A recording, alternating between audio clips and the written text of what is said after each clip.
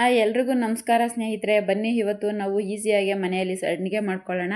ನಾನು ಇಲ್ಲೊಂದು ಗ್ಲಾಸು ಅಕ್ಕಿ ಹಿಟ್ಟು ತೊಗೊಂಡಿದ್ದೀನಿ. 50 ಗ್ರಾಮಷ್ಟು ಸಬ್ಬಕ್ಕಿನ ಈ ರೀತಿ ಪೌಡರ್ ಮಾಡಿ ಇಟ್ಕೊಂಡಿದ್ದೀನಿ. 1 ಸ್ಪೂನಷ್ಟು ನಾನು ಇದನ್ನು ತೊಗೊಂಡಿದ್ದೀನಿ, ಹೋಮ್ ಕಾಳನ್ನ. ಇವತ್ತಿಷ್ಟು ಬಳಸ್ಕೊಂಡು ಈಸಿಯಾಗಿ ಮಾಡೋಣ ಬನ್ನಿ.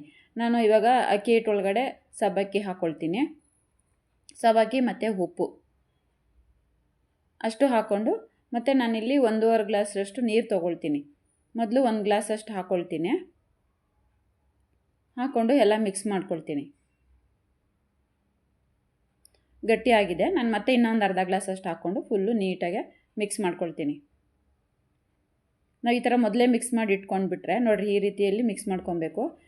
ಯಾಕಂದರೆ ನಾವು ಬಿಸಿ ನೀರಿಗೆ ಹಾಕಿದಾಗ ಗಂಟಾಗಲ್ಲ, ಅದಕ್ಕೋಸ್ಕರ ಫಸ್ಟೇ ಈ ರೀತಿಯಾಗಿ ಮಿಕ್ಸ್ ಮಾಡ್ಕೊಂಡ್ಬಿಡ್ಬೇಕು. ನಾನು ಇಲ್ಲಿ ಈ ಕಡೆ ಆಲ್ರೆಡಿ ಕುಕ್ಕರಲ್ಲಿ ನಾನು ಇಲ್ಲಿ 1.5 ಗ್ಲಾಸ್ ನೀರು ತೊಗೊಂಡಿರೋದ್ರಿಂದ ನಾನು ಇಲ್ಲಿ 1.5 ಗ್ಲಾಸಷ್ಟು ನೀರನ್ನ ನಾನು ಕುದಿಯೋದಕ್ಕೆ ಇಟ್ಟಿದ್ದೀನಿ. ಅದು ಬಿಸಿ ಆಗ್ತಾಯಿದೆ.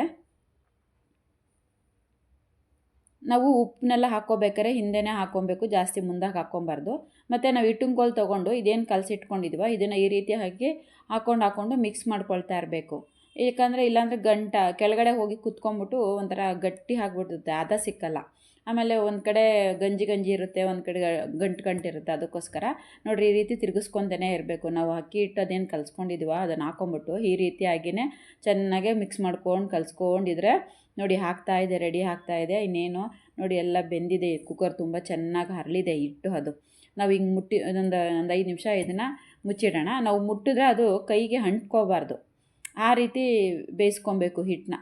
ನೋಡಿ ಎಷ್ಟು ಚೆನ್ನಾಗಿ ಬಂದಿದೆ. ಮತ್ತು ಹದವಾಗಿ ಒಂಥರ ಗಂಜಿ ಲೆಕ್ಕದಲ್ಲಿಗಿನ್ನ ಅಂಟು ಥರ, ಅಂದರೆ ಗಂಜಿಗಿನ್ನ ಒಂಚೂರು ಥಿಕ್ನೆಸ್ ಆಗಿ ನಾವು ಇದನ್ನು ಬೇಯಿಸ್ಕೊಬೇಕು. ಇವಾಗ ನಾನು ಇದು ಫ್ಲೇಮ್ ಆಫ್ ಮಾಡ್ಕೊಳ್ತೀನಿ. ಬೆಂದಿದೆ. ಈಗ ನಾನು ಹೋಮ್ ಕಾಳು ಹಾಕ್ಕೊಳ್ತೀನಿ.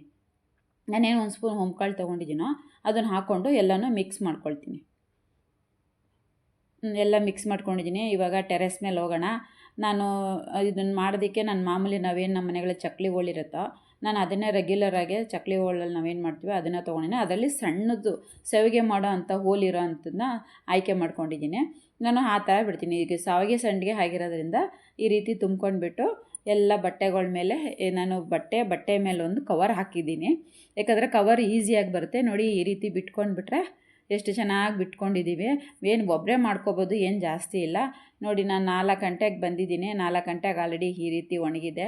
ಇದನ್ನೆಲ್ಲ ಹಿಂಗೆ ಉಲ್ಟಾ ಮಾಡ್ಕೊಳ್ಳೋಣ. ಇನ್ನೊಂದು ಅವರ್ ಹಿಂಗಿದ್ರೆ ಸಾಯಂಕಾಲ ಎತ್ಕೊಂಡು ಹೋಗ್ಬಿಟ್ಟು ನಾಳೆ ಒಂದು ರೌಂಡ್ ಒಣಗಿಸ್ಕೊಂಡ್ಬಿಟ್ರೆ ಸೂಪರಾಗಿ ಒಣಗಿರುತ್ತೆ.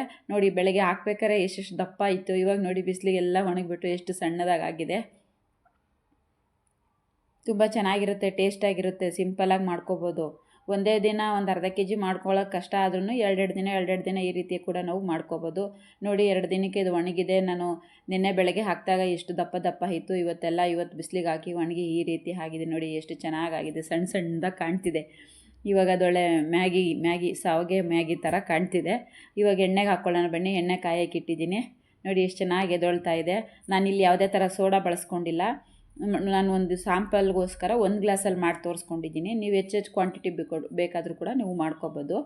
ನೋಡಿ ಎಷ್ಟು ಚೆನ್ನಾಗಾಗಿದೆ, ಸಕ್ಕದಾಗಿ ಬಂದಿದೆ, ಹೂವು ಬಂದಂಗೆ ಬಂದಿದೆ ಸ್ನೇಹಿತರೆ.